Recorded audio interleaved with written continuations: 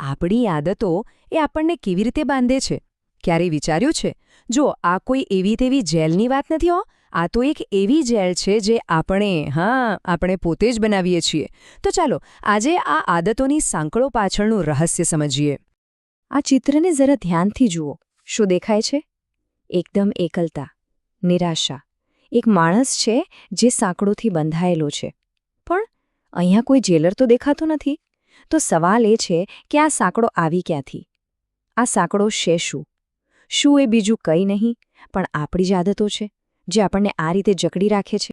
અને જુઓ, આ જ વાતને ડૉક્ટર ગની પટેલના શબ્દો કેટલા સચોટ રીતે સમજાવે છે. એ કહે છે કે માણસે પોતે ઊભી કરેલી ખરાબ આદતોમાંથી એ પોતે જ બહાર નથી નીકળી શકતો અને એટલે જ માણસ આદતોનો ગુલામ બનીને જીવી રહ્યો છે.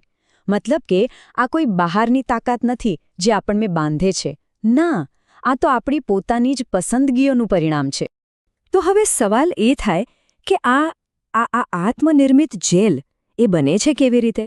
કેવી રીતે આપણે જાતે જ પોતાને માટે આવો ફાસલો તૈયાર કરીએ છીએ? ચાલો એક કામ કરીએ. આ જેલના દરેક ભાગને, દરેક ઈંટને આપણે જરા નજીકથી જોઈએ અને સમજીએ કે આખી રચના થાય છે કેવી રીતે. સૌથી પહેલાં આ કેદી. આ છે કોણ? હકીકતમાં આ કેદી બીજું કોઈ નહીં પણ આપણે પોતે જ હોઈ શકીએ. એક ક્ષણો યાદ કરો જ્યારે આપણે આપણી જ કોઈ વર્તણૂક, કોઈ આદતને કારણે એકદમ ફસાયેલા અને એકલા અનુભવીએ છીએ. એવું લાગે જાણે કોઈ રસ્તો જ નથી. થાય છે ને આવું ક્યારેક? અને હવે વાત કરીએ આ સાંકળોની. આ સાંકળો શું છે? એ આપણી આદતોનું જ પ્રતીક છે. જેમ લોખંડની સાંકળ શરીરને જકડી રાખે, બસ એ જ રીતે આપણી નાની નાની આદતો આપણી ઈચ્છા શક્તિને બાંધી દે છે. એક નાનકડું ઉદાહરણ લઈએ. રોજ સવારે ઉઠતાની સાથે જ ફોન ચેક કરવાની આદત. દેખાવમાં સામાન્ય લાગે, પણ એ ધીમે ધીમે આપણી સ્વતંત્રતાને કેવી રીતે છીનવી લે છે એનો આપણને ખ્યાલ પણ નથી રહેતો. ખબર છે, આ આદતો બિલકુલ ઝાડના મૂળ જેવી હોય છે. શરૂઆતમાં એકદમ નાજુક, નબળી, જેને સહેલાઈથી ઉખાડી શકાય.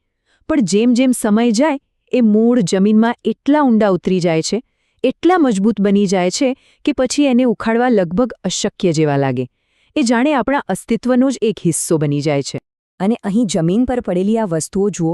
દારૂની બોટલો, સિગરેટ, પત્તા. પણ ના, આ ક્યાંય આટલા પૂરતું સીમિત નથી. આ તો ફક્ત પ્રતીક છે. આની જગ્યાએ કોઈ પણ આદત હોઈ શકે છે જે આપણા પર કાબૂ જમાવી રહી હોય. જેમ કે કલાકો સુધી સોશિયલ મીડિયા સ્ક્રોલ કરવાની આદત, કે પછી સતત નકારાત્મક વિચારવાની આદત. જરા વિચારીએ, એવી કઈ આદતો છે જે આપણને આગળ વધતા રોકી રહી છે? અને આ આખું વાતાવરણ જુઓ. એકદમ ઉજ્જળ, તિરાડો પડેલી જમીન, તોફાની આકાશ. આ શું બતાવે છે? આ એ ભાવનાત્મક ખાલીપણાનું પ્રતિબિંબ છે જે ખરાબ આદતો સાથે આવે છે. કારણ કે જ્યારે કોઈ પોતાની આદતોનો ગુલામ બની જાય છે, ત્યારે એનું આંતરિક વિશ્વ, એનું મન પણ બસ આવું જ સૂનું, ઉજ્જળ અને નિરાશાથી ભરેલું થઈ જાય છે. હવે આવે છે આખી વાતનો સૌથી મોટો અને સૌથી રસપ્રદ વિરોધાભાસ, કે જેલ બનાવનાર અને એ જ જેલમાં કેદ રહેનાર, આ બંને એક જ વ્યક્તિ કેવી રીતે હોઈ શકે? આ તો કેવી ગૂંચવણ છે! ચાલો આ રહસ્યમય વિરોધાભાસને સમજવાની કોશિશ કરીએ. આ ખરેખર તો એક આંતરિક યુદ્ધ છે. એક બાજુ છે સ્થપતિ, જેણે નિર્ણયો લીધા, જેણે આ સાંકળો ઘડી, જેણે આદતોના બીજ વાવ્યા. અને બીજી બાજુ છે કેદી, જે હવે એ જ નિર્ણયોના પરિણામો ભોગવી રહ્યો છે, એ જ સાંકળો પહેરી રહ્યો છે અને એ જ આદતોના મૂળથી બંધાયેલો છે. વિચારો, જે હાથોએ ક્યારેક આ સાંકળો બનાવી હતી, આજે એ જ હાથ એમાં જકડાયેલા છે. અને આ કેદની સૌથી ડરાવણી વાત શું છે ખબર છે? એ કે અહીં કોઈ બહારનો દુશ્મન છે જ નહીં. કોઈ બહારનો જેલર નથી જેણે આપણને પકડીને કેદ કર્યા હોય. ના, આપણો સૌથી મોટો દુશ્મન અને આપણો સૌથી મોટો જેલર આપણી અંદર જ છે. અને એ છે આપણી પોતાની પસંદગીઓ. તો અત્યાર સુધી આપણે આવા આદતોની જેલ વિશે ઘણું બધું સમજ્યા. એ કેવી રીતે બને છે, એના ભાગો કયા છે. પણ હવે આપણે સ્વતંત્રતાના સૌથી મહત્વના સવાલ પર આવીએ. શું આમાંથી બહાર નીકળવાનો કોઈ રસ્તો છે?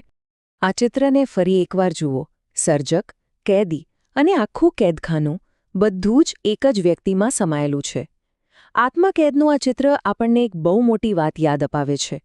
એ કે આપણી સ્વતંત્રતા અને આપણી ગુલામી, આ બંનેની જવાબદારી, બંનેની ચાવી આપણા પોતાના જ હાથમાં છે. અને અંતે એક સવાલ જે અહીં આપણે સૌએ પોતાની જાતને પૂછવાનો છે. જો આ જેલ આપણે પોતે બનાવી છે, જો આ સાંકળો પણ આપણે પોતે જ ઘડી છે, તો પછી એની ચાવી ક્યાં હશે? શું એવું નથી કે મુક્તિની ચાવી પણ ક્યાંક આપણી અંદર જ છુપાયેલી છે? આનો જવાબ કદાચ આપણે સૌએ પોતાની અંદર જ શોધવાનો છે.